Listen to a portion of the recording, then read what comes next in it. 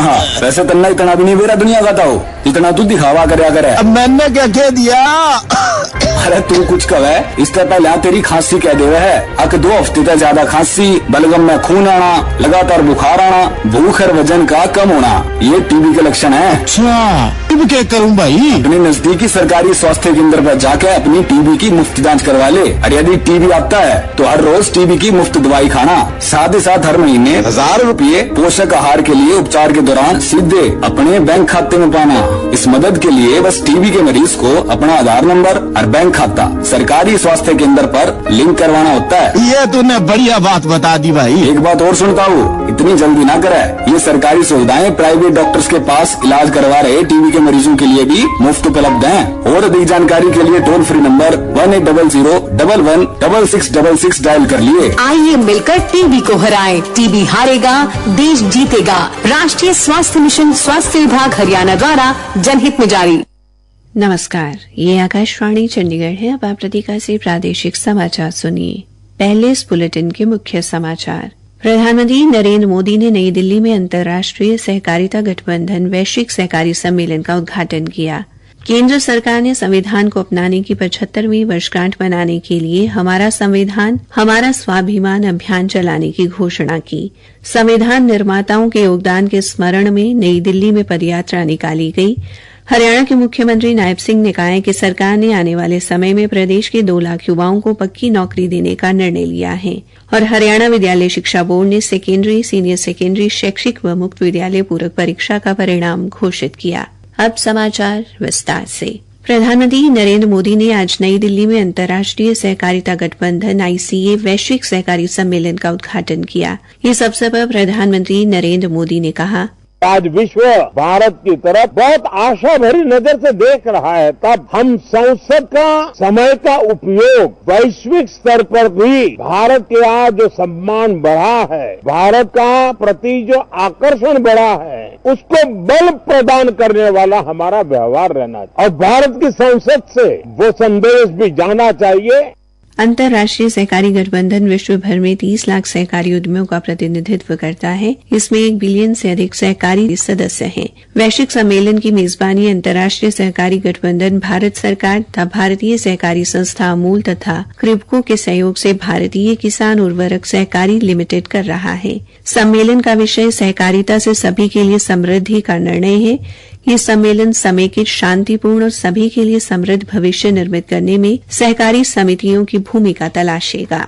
केंद्र सरकार ने संविधान को अपनाने की 75वीं वर्षगांठ मनाने के लिए हमारा संविधान हमारा स्वाभिमान अभियान चलाने की घोषणा की है। ये अभियान देश भर में कल शुरू होकर अगले वर्ष 26 नवंबर तक वर्ष भर चलेगा। उल्लेखनीय है कि भारत की संविधान सभा ने संविधान को 26 नवंबर 1949 को अपनाया था और ये 26 जनवरी 1950 को लागू हुआ था।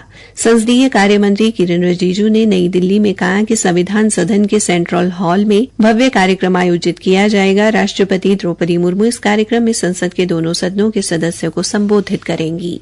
केंद्रीय युवा कार्यक्रम एवं खेल मंत्री मनसुख मांडविया ने आज नई दिल्ली में हमारा संविधान हमारा स्वाभिमान पदयात्रा में भाग लिया। इस अवसर पर श्री मांडविया ने कहा, मोदी जी के नेतृत्व में नया भारत का निर्माण हो रहा है। युवाओं का उत्साह और अपने कॉन्स्टिट्यूशन के प्रति सम्मान को देखते हुए मैं इतना आवश्यक कहूंगा कि मोदी जी के नेतृत्व में देश विकसित भारत की ओर आगे बढ़ चला है। 2047 यानी कि जब देश आजादी का शताब्दी वर्ष मनाता हो तब देश विकसित भारत होते रहे। हमारे संवाददाता ने बताया कि ये पदयात्रा भारत की लोकतांत्रिक यात्रा में संविधान निर्माताओं के योगदान के स्मरण में आयोजित की गई। पदयात्रा से पहले केंद्रीय मंत्रियों, सांसदों, ओलंपिक एथलीटों, युवाओं सहित सभी प्रतिभागियों ने संविधान की प्रस्तावना की शपथ भी ली। माई भारत, नेहरू युवा केंद्र संगठन, national social service, national cadet corps और भारत स्काउट्स एंड गाइड्स के स्वयंसेवियों ने भी इस कार्यक्रम में भाग लिया। हरियाणा का राज्य स्तरीय संविधान दिवस कार्यक्रम कुरुक्षेत्र विश्वविद्यालय में कल आयोजित किया जाएगा। विश्वविद्यालय के कुलपति प्रोफेसर सोमनाथ सचदेवा ने बताया कि राज्य स्तरीय संविधान दिवस कार्यक्रम में मुख्यमंत्री नायब सिंह बतौर मुख्य अतिथि शामिल होंगे तथा उपस्थित शिक्षकों, शोधार्थियों व विद्यार्थियों को संबोधित करेंगे। प्रादेशिक समाचार आकाशवाणी चंडीगढ़ से प्रसारित किए जा रहे हैं।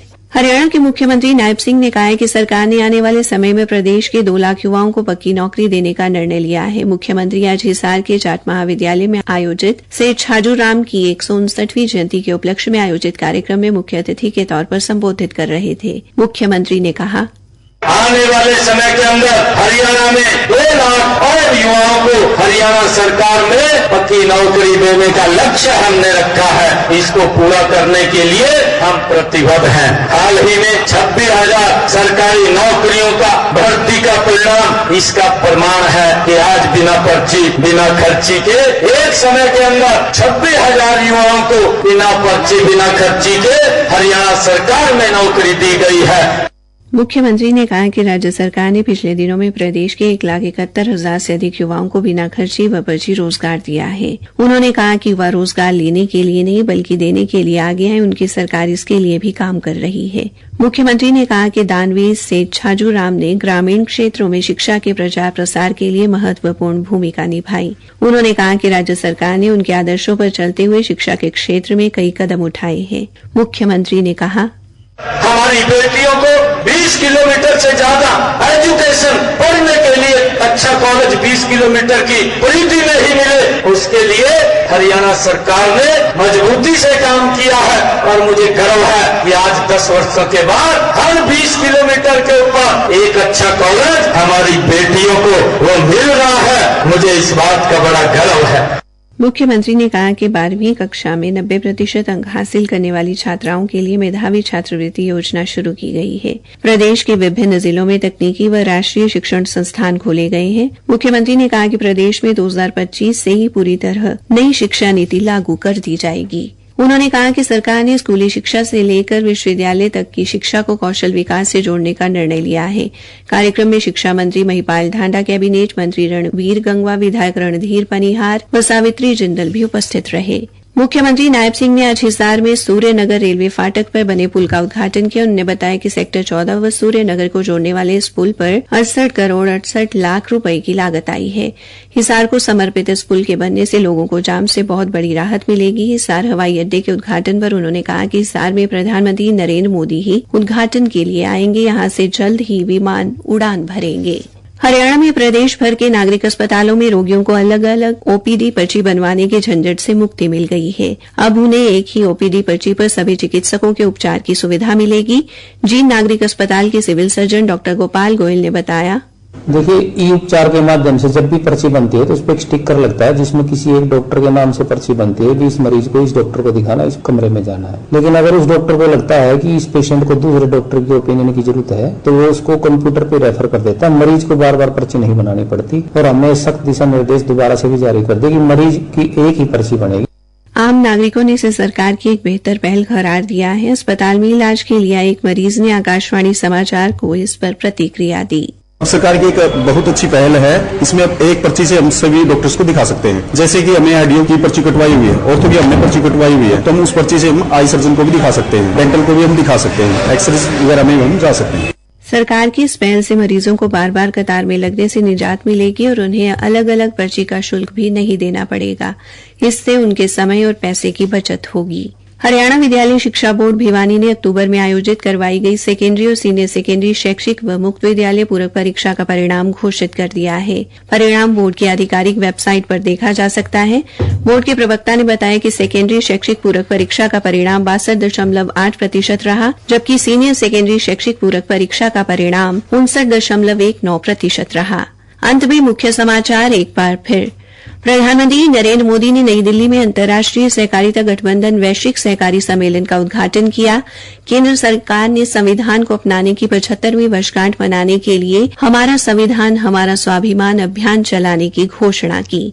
संविधान निर्माताओं के योगदान के स्मरण में नई दिल्ली में पदयात्रा निकाली गई। हरियाणा के मुख्यमंत्री नायब सिंह ने कहा है कि सरकार ने आने वाले समय में प्रदेश के 2 लाख युवाओं को पक्की नौकरी देने का निर्णय लिया है और हरियाणा विद्यालय शिक्षा बोर्ड ने सेकेंडरी, सीनियर सेकेंडरी शैक्षिक व मुक्त विद्यालय पूरक परीक्षा का परिणाम घोषित किया। इसी के साथ ये समाचार बुलेटिन समाप्त हुआ।